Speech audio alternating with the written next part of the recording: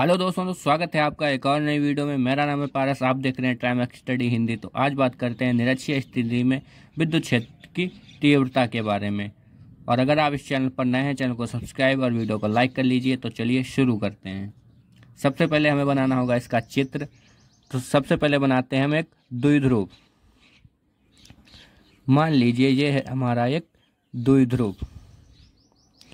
नाम दे देते हैं हम इसको ए और इसको बी। मध्य बिंदु हमें मानना होगा एक, तो इसके लिए हम मान लेते हैं मध्य बिंदु ओ, और यहाँ से यहाँ तक की लंबाई मान लेते हैं यल।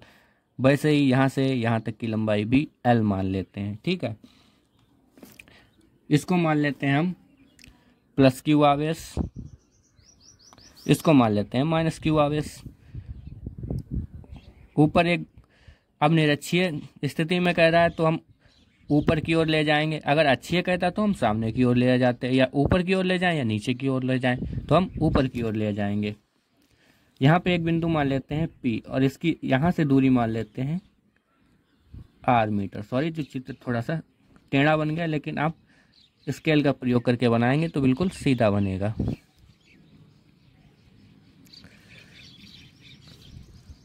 अब आपकी विद्युत क्षेत्र की जो तीव्रता होती है वो होती है एक सदिश राशि। तो इसके लिए हमें इसको दो घटकों में बांटना पड़ेगा। एक घटक आपका ये हो गया और एक घटक आपका ये हो गया। यहाँ पर आप जाएगा आपका E1 cos थीटा, और यहाँ पर आ जाएगा आपका E2 cos थीटा। दो घटक आपके एक और जगह होंगे, जैसे एक यहाँ पे होगा और एक यहाँ पे होगा। लेकिन ये एक दूसरे को निरस्त कर रहे हैं, क्योंकि ये ऊपर की ओर खींच रहा है और ये नीचे की ओर खींच रहा है। यहाँ पे बल 0 लग रहा है, तो ये एक दूसरे को निरस्त कर रहे हैं, यानी कैंसिल कर रहे हैं, तो ये नहीं लिखे जाएंगे। अब यहाँ की भी लंबाई हमें पता है, यहाँ की भी पता है। यहाँ की है R मीटर, यहाँ की है L मीटर, यहाँ की नहीं पता। तो सिंपली हम क्या करेंगे, एक फॉर्मूला होता है पाइथागोरस प्रमेय से हम कर्ण को निकाल लेंगे। कर्ण ही हमें चाहिए है, तो इसको हम निकाल लेंगे। कर्ण बराबर होती है आपकी लंब का स्क्वायर, यानी R का स्क्वायर √R का स्क्वायर प्लस आधार का स्क्वायर, यानी L का स्क्वायर। ये लंबाई आपकी यहाँ पर निकल आई, यानी R का स्क्वायर और प्लस L का square.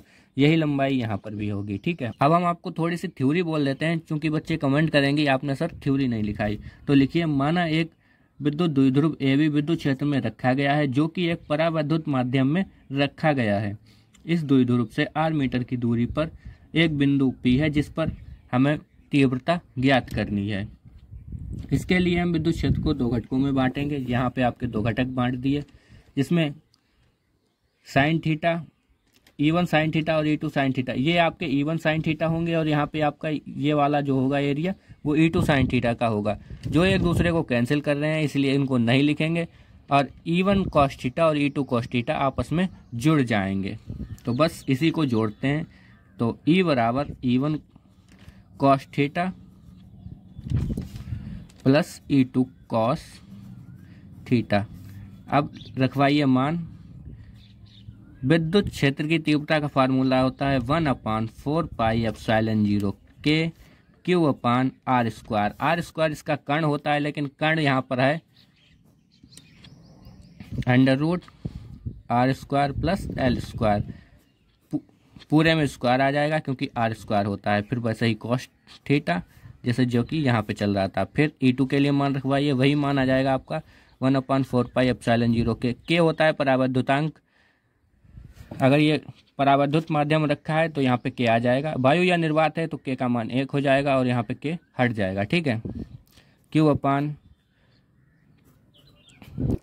Square plus L square, क्योंकि इधर की भी दूरी सेम ही है। ठीक है, फिर आपका आ जाएगा cos थीटा। सॉरी, यहाँ पे जोड़ नहीं है, गुणा का निशान है। ठीक है, अब इसको सॉल्व कर लेते हैं।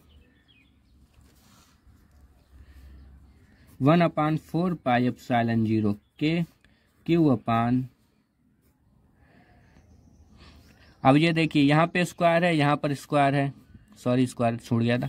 यहाँ पर स्क्वायर है, यहाँ पे स्क्वायर है, तो स्क्वायर स्क्वायर एक दूसरे से, तो अंडर रूट की पावर आधी हो जाएगी, यहाँ पर भी आधी थी, यहाँ पर भी आधी थी, तो यहाँ से अंडर रूट आपका हट जाएगा, तो यहाँ पे बचेगा r square plus L square. ठीक है, कॉस थीटा भी आपका कॉमन निकल आएगा, बचेगा क्या 1 + 1। बस एक स्टेप इसका और आगे लेते हैं, 1/4 पाई एप्सिलॉन 0 के Q/r² प्लस एल का स्क्वायर। कॉस थीटा का मान क्या होता है, थीटा यानी होता है लंब, तो लंब बराबर क्या होगा, कर्ण आधार बटे कर्ण। आधार आपका क्या है, आधार है आपका L, कर्ण है आपका under root r² plus L square. एक और एक हो जाएंगे 2। फाइनल स्टेप लगभग आपका आ गया है, E बराबर 1/4 पाई एप्सिलॉन 0 के। अब एक चीज देखिए, यहाँ पर है एक पावर, लेकिन यहाँ पर अंडर रूट लगा है तो इसकी पावर आधी हो जाएगी, यानी इसको हम 1.5 यानी 1.5 पावर लिख सकते हैं। और 1.5 पावर कैसे लिखे जाएगी,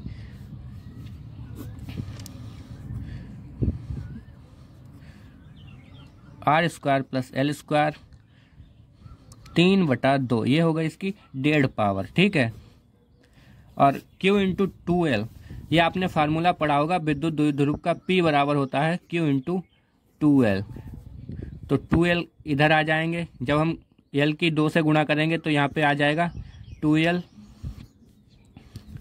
अगले स्टेप में हम आपको बता देंगे।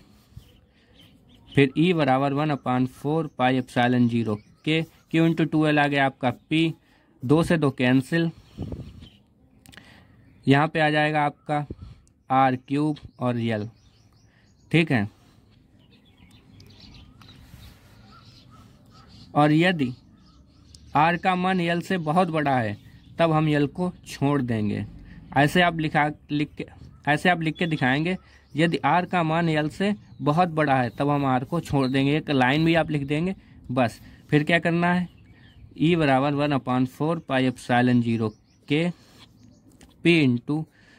P/r³।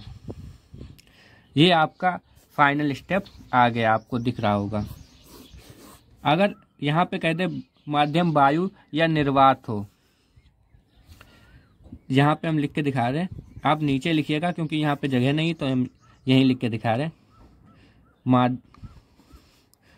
माध्यम वायु या निर्वात हो, तब K का मान आ जाएगा 1। और यहाँ पे आपका आ जाएगा E बराबर 1/4 पाई एप्सिलॉन 0 और P/r³। ये आ जाएगा आपका फाइनल स्टेप, और यही आपका आंसर हो जाएगा।